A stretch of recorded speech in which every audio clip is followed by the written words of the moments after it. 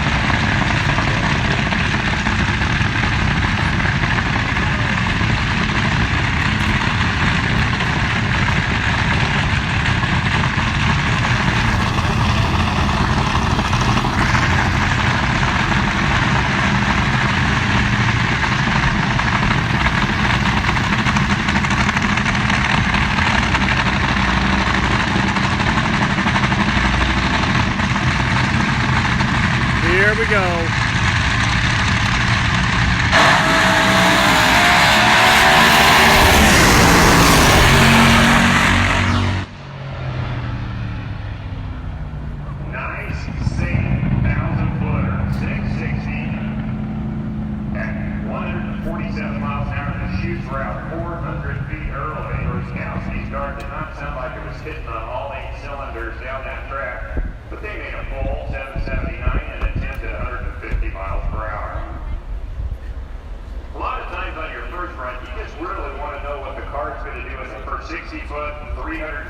Hey, James. 660 foot, and then you can start leaning on it after that. You get aggregate information in the afternoon session, and then you can turn it loose under the lights of night.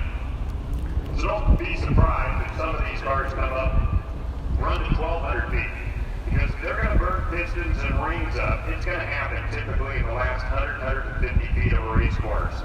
They seem to live, and when you're running them up to 10,000 RPM, they seem to live quite well to 1,000, 1,100 feet. But if you start to get to that finish line, and you're buzzing the motor to the absolute moon, that's when it starts eating aluminum. So one of the cars stopped short down in nothing, so we're down and off.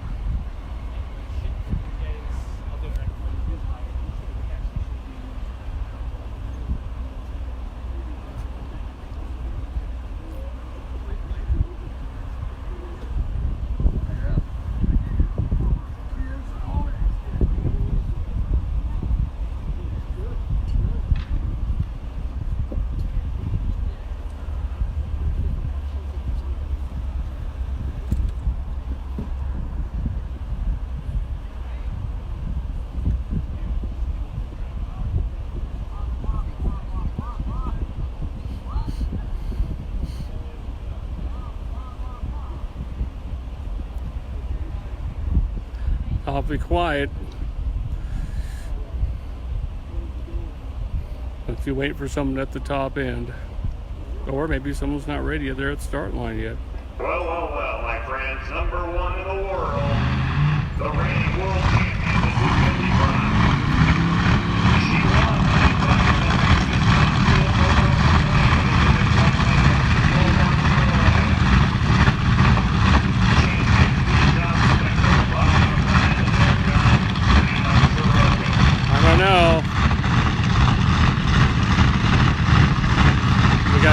a lope in that one. Let's see.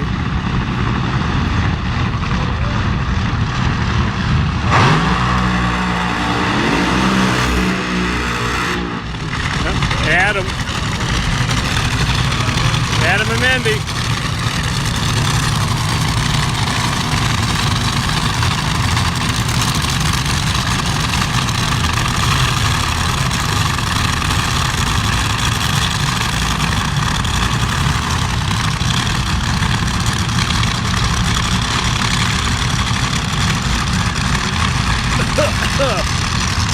Woo! No, I got quite a bit in there this time. Woo!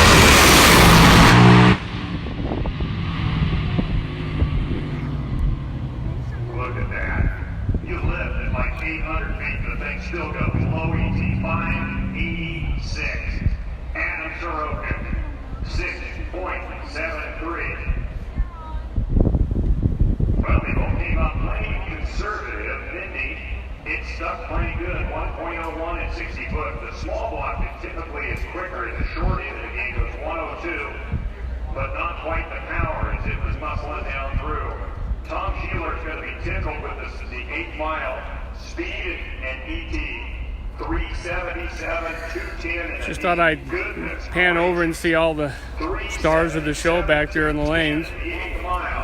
Wow, how about it, race fans? Put your hands together for Mindy Fry. It may not look like a full, but I'm telling you, they learned a lot with that run right there. Plenty impressive. I'd like to welcome Les Mayhew, world-class videographer, shoots for Fox Sports for the NHRA. And he's here on a break this weekend. He could go to Hawaii, he could go to Mexico, he could go anywhere he wants. Where does he choose to come? To be right here at Firebird Raceway with the rest of us. Nitro America. Yes, indeed. As we look to the pre-approach area. Former world champion, WW2. History. Tied into this sport for over 5 decades.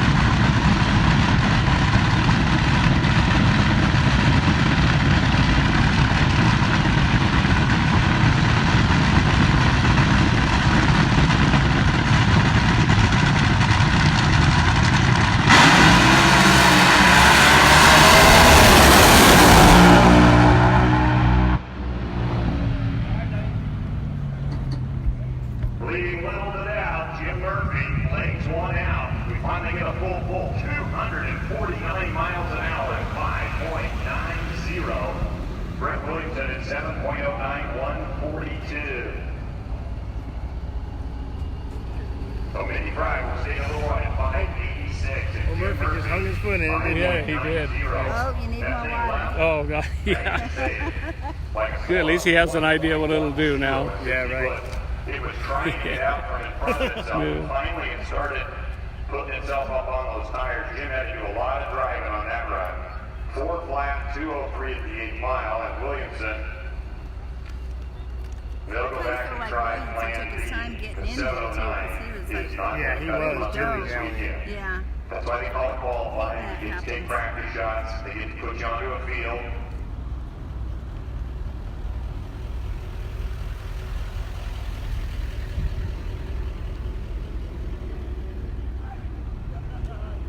Well, coming around next, it's flopper time. Nice field of cars here this weekend, and literally the best of the best. And we are excited to have each and every one of these teams be a part of this historical racing weekend. 48 years of age, Pepsi Nightfire dates all the way back to 1972, when Twig Ziegler won the first Nightfire 500. And a guy by the name of Double A Gale Armstrong was the first winner. A funny car, back when the class even predating when it was known as Double B funny car, back in the days of Dale Armstrong and Ken Vinny and many others. All the way from Ypsilanti, Michigan. He's been active, he's been busy the last 3 weekends. He's been part of the crew, I believe, on the Sean Langdon car, Coletta Motorsports. This guy never lets too much sleep get in the way of having a chance to go drag racing. It is Matt Bynum. Driving the 70 Camaro, owned by Cecil Matthews. They're ready to post up here in qualifying against the Rice brothers. John Rice driving the Pocatello-based 79 old school Corvette. You gotta love this hazy cloud line that's starting to sneak its way in because it's taking a little of the direct sunshine right off the racetrack.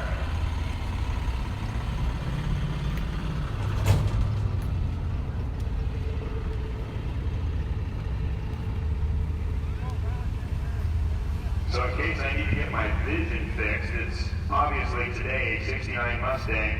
Matt Bynum completely destroyed the 70 Camaro body at the March meet this year. Just a day or two prior to qualifying, if I remember right, a midweek accident that ended up sidelining Cecil and the crew for quite a number of months as they've been putting this car back together.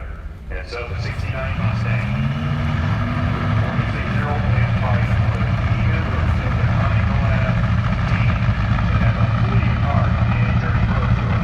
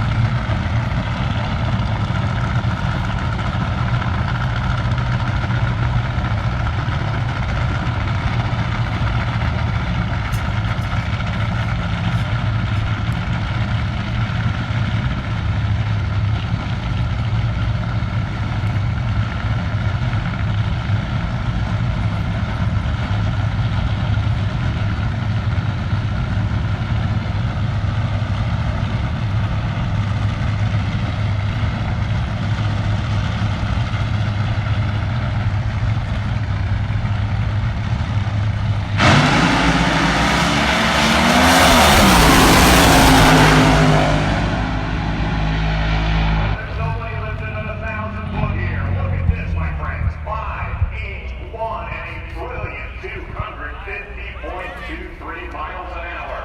And John Wright staying with the loud pedal as well. 678, 216. And it sounds like we got one down at the top end.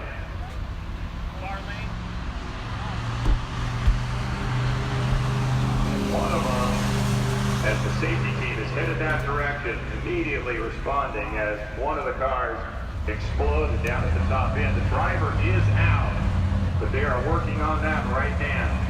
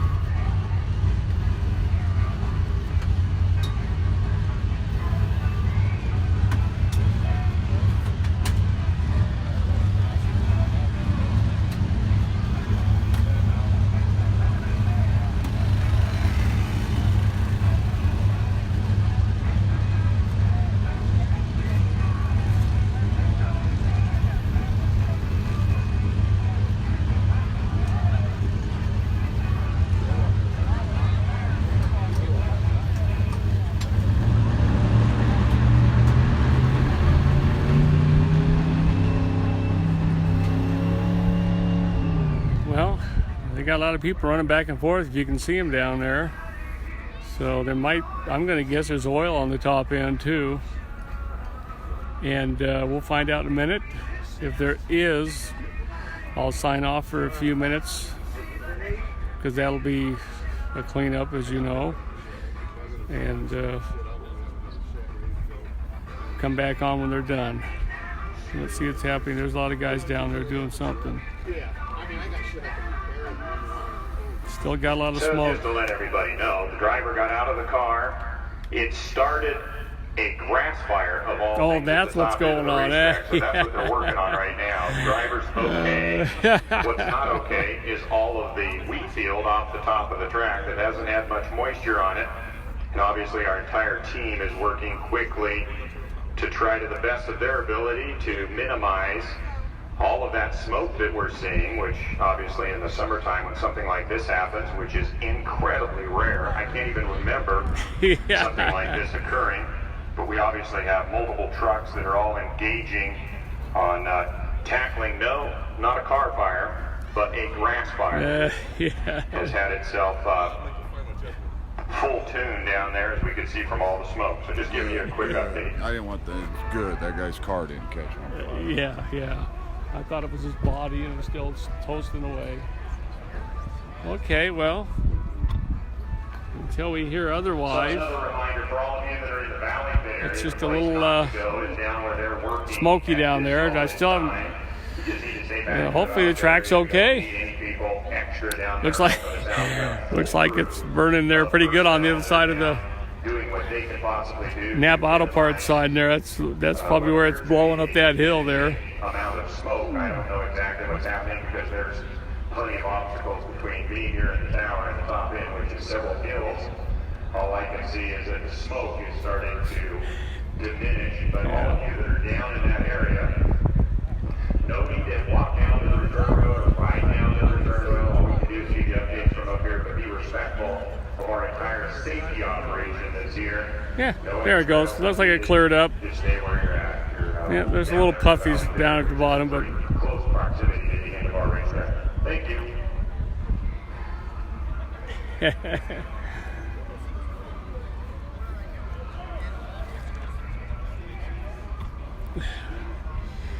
think that happened a few times in the past at some tracks where they had a forest. I think someone went into the forest once and caught a small forest fire back at maybe in the 80s.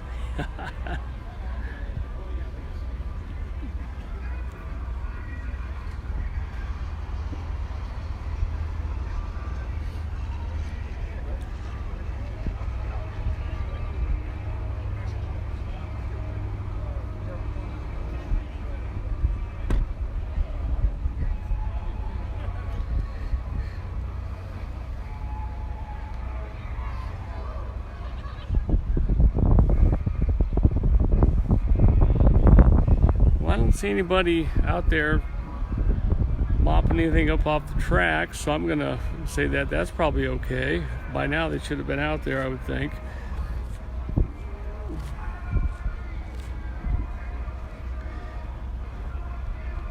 They've had enough time to do that. You would probably see them out there by now.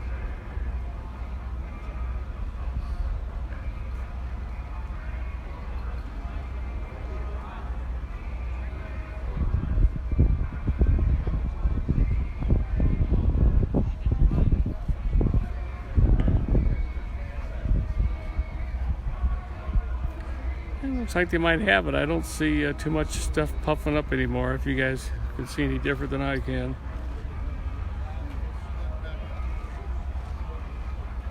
Yeah, looks like it's cleared up. Still a couple cars down there. You can see them just to the left of the Napa sign there. I'm not sure what kind of cars those are, but there's something down there still on the track. Probably I think that flatbed went down. Looks like he's still down there.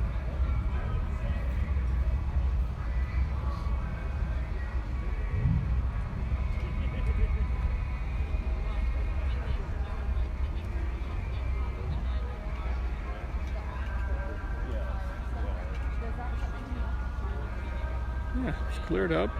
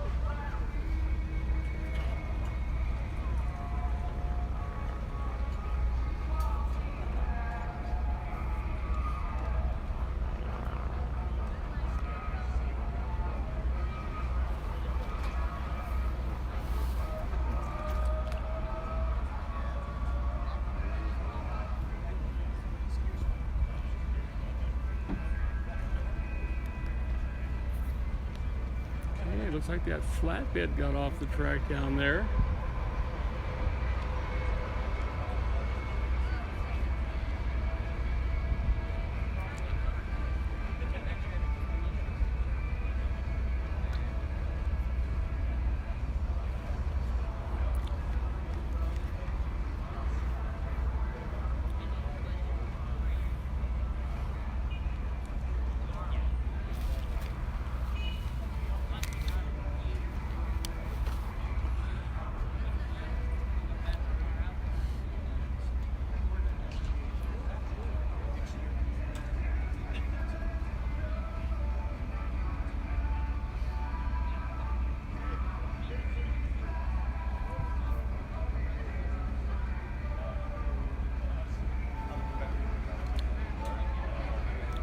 I'm going to spin back around. I don't see anything else going on back there. I'm going to spin my back here to the starting line. And let's see what's happening down here. These guys are patiently waiting for the okay. Looks like Wyndham's up next. See Tony out there waiting patiently. Back him up.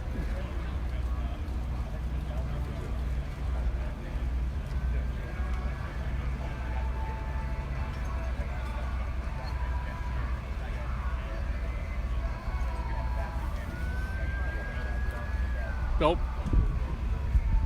That better not be the fire department showing up, doggone it. Don't want that to hold anything up. See him up there on the top of the hill, just past the tower on the right. Let's hope that don't slow things down. If it does, I definitely will shut down for a few, because that may take a bit.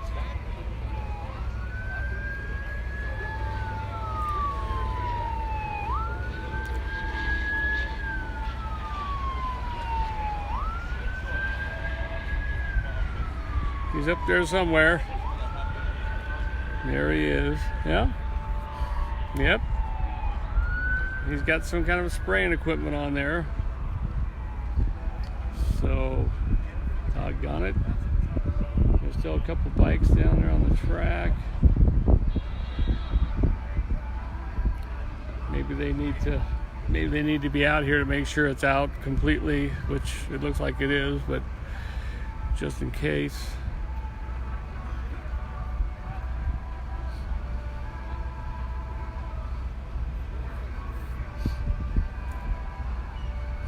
Yep, there he is.